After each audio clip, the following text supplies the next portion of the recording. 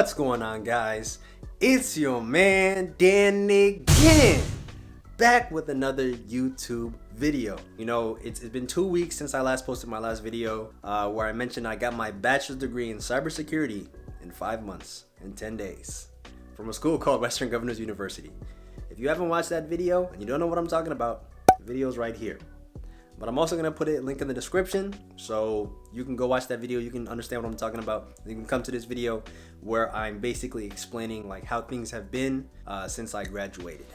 So essentially what I've been doing is mass applying to a bunch of entry-level cybersecurity jobs like SOC analyst, cybersecurity analyst, junior security engineer, you know, things of that nature. I've been applying to a lot of those kinds of jobs. But as of recently, I've also been kind of like switching it up a little bit. I've been applying to, you know, networking kind of jobs, network engineer, NOC, and even like some IT type jobs like help desk, because yes, I want to get into cybersecurity directly. That is the goal. You know, I'm primarily applying for those kind of jobs, but I wouldn't mind getting help desk job, I guess. It's not really what I want, but I wouldn't mind because I feel like that could help me gain some skills and, you know, and have something to put on my resume. So maybe it's like, you know, a little bit easier to, you know, pivot to cybersecurity in comparison to like now. You know, I don't have really too much experience. I do have a little bit of IT experience, but it's with AWS in a data center. And that job, you know, I worked that job before I attended Western Governors University. It was IT, but I would consider it more of like the warehouse side of IT because it was very physically demanding. Like I was actually, you know, working on repairing computers, networking devices, and you know, some of them were really heavy. Sometimes I found myself on the floor, like literally on the floor, trying to repair like fiber wires and things of that nature. And it was a cool experience, but I kind of knew that I didn't want to get stuck there. You know, I knew I didn't want to be on the floor like a mechanic, and I knew I wanted more out of my career. So I wanted something like remote, or if I'm working on site somewhere, you know, I want my job to, you know, mostly be on the computer. In regards to how many jobs I've applied for, I'm gonna be real, I can't give you a number because I haven't really been counting. I can only assume it's anywhere from like 100 to like 200 different jobs, but it hasn't been easy. I've been receiving a lot of rejections, you know what I'm saying? Like it's kind of crazy at this point. I've only had 2 different opportunities to interview with 2 different companies. One was with a particular company, I'm not gonna say the name, but the position was like a SOC analyst tier 1. And I remember at the time, I actually thought I was gonna get the job. I actually thought that I was gonna land the job and start working there. It's gonna be my first job literally right after, because I got this opportunity right after I had graduated. But the strangest thing happened. So the way that it went is that it consisted of 4 interviews. The first interview, it was a recruiter screening kind of interview just to kind of see who I am, my experience, and what I've done. So that one, it went pretty well. It went pretty well for the most part. I was just saying, you know, I recently graduated college. You know, I'm ready to get into cybersecurity. I'm very excited to learn this and that. So I think the recruiter liked me. So she moved me on to the second interview, which was with a hiring manager. Now this guy, he was like a cybersecurity like lead or something like that. Kind of like similar to like the first interview. It wasn't technical. You know, I was expecting it to be more technical than the first one, but it really wasn't. I mean, he did ask some technical questions here and there, but it was more like behavior kind of questions, personality kind of questions. What would you do in this scenario type of questions? So I was like, okay, cool. You know, I did my best. And it was actually a very cool interview because the guy was very chill. He was very relaxed. So it didn't even feel like an interview. It felt like a conversation. So he moved me on to the third interview. Third interview was actually technical. They were actually asking me technical questions, SSL versus TLS, static versus dynamic NAT, what is encryption, what is an IPv4 address, DNS questions. It was a little, I'm not gonna lie, I was sweating a little bit. It's not like I didn't know anything. Of course I knew some things, but I didn't know everything, you know. So I just tried to answer questions to the best of my ability based on, you know, my own study in school, whatever it may be. But any question that I didn't know, I just made sure to emphasize that I was willing to learn. So I think the guys understood that. At the time, I honestly thought that I did bad. I actually thought that I did pretty bad, and I didn't think that I was gonna get the job, but I guess it went all right. and they moved me to the fourth and final interview. Now, the fourth and final interview was supposed to be with a director. I don't know if he was like director of that company of cybersecurity or something. Director of something. I forgot his title. But this was supposed to be the last interview. And they scheduled it the following week from that day that I had a technical interview, which was on a Wednesday. So the following week on a Wednesday at 4 p.m. So I took some time to prep, to study up, to, you know, even I remember I was talking to myself, like I was just like practicing like what they might ask me. So that day finally came, that Wednesday, 4 p.m.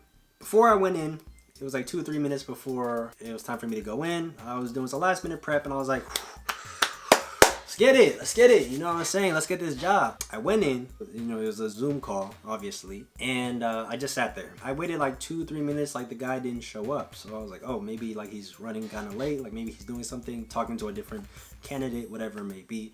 I'll just wait. I waited like 5 more minutes, but like the guy didn't show up.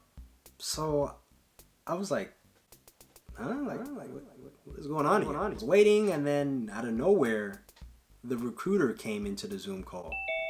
So in my mind, I was thinking, yo, is she supposed to be here? Is she part of this interview? Like, what is going on here? So then she told me, oh, you know, I'm so sorry, but this position is no longer available. The director, he actually won't be able to make it. I'm sorry for letting you know last minute. And I was like, what? Huh? What happened? Like, I thought I was getting the job, and she was like, oh, you know, I'm sorry, you know, this and that. So I was asking her to clarify, but she was like more or less like just kind of like repeating herself. So she wasn't really going deep into like the intricate details of, I mean, I can only assume now that I think about it that maybe they gave the job to a different person, but it was just very like last minute, so it took me aback. So after like the Zoom call ended, I kind of just sat there on this chair, just like, I was like, damn, like,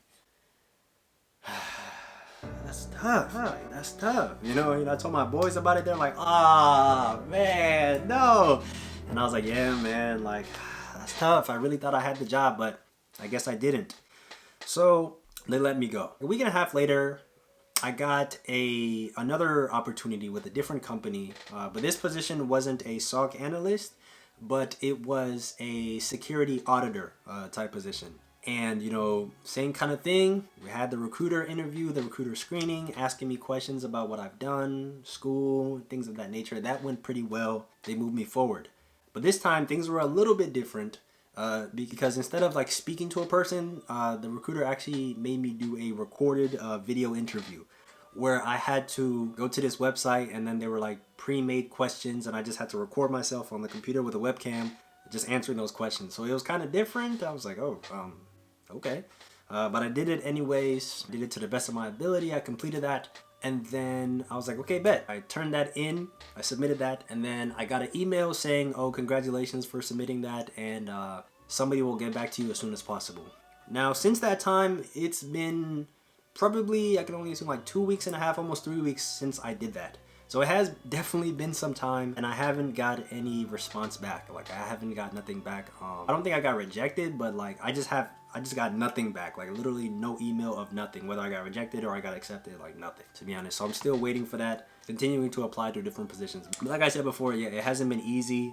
You know, a lot of rejections. This is probably because, you know, the field is very competitive right now, and a lot of people are probably trying to do the same thing that I'm doing. So that's probably why. And I've also kind of been doing some small things here and there. I've been, like recently, I revamped my resume because I came to realize that, I actually didn't even know this before, but I came to realize that companies have something called like a ATS system, where essentially where it's like a robot that kind of like pre-scans resumes before it even gets to recruiters, and it kind of, I guess it checks for like certain keywords, or if like the resume is not ATS friendly, like they kind of like kick you out if you don't have like what they're looking for.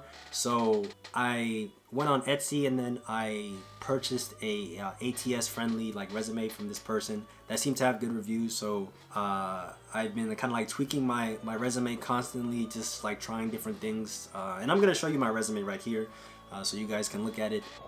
Yeah, so this is my resume right here. Oh, let me cover my phone number. I don't want people calling me. But yeah, this is my resume right here. I have my skills, my certifications, my experience, my education, and some projects and professional development that I've been working on. In terms of certification, I didn't put all the certifications that I have on there because I don't think every certification is necessarily relevant. Actually, I might even remove this right here because this isn't really, it may not be too relevant. I got my skills, some of this stuff like I learned in school, but I also learned, I guess, on my own. I got my previous experience working at AWS right here. And of course, I use a little bit of ChatGPT to kind of make sure that my language was like professional.